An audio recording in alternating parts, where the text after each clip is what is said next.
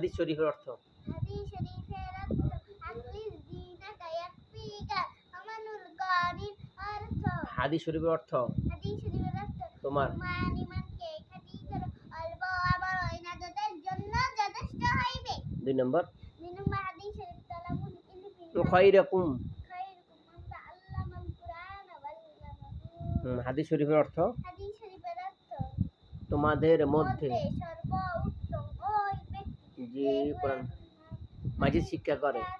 এবং শিক্ষা। হ্যাঁ, তারপর 3 নম্বরটা বলো। 3 নম্বর হাদিস তলাবুল তালাবুল ইলমি ফারিদাতুন আলা কুল্লি মুসলিম তলাব।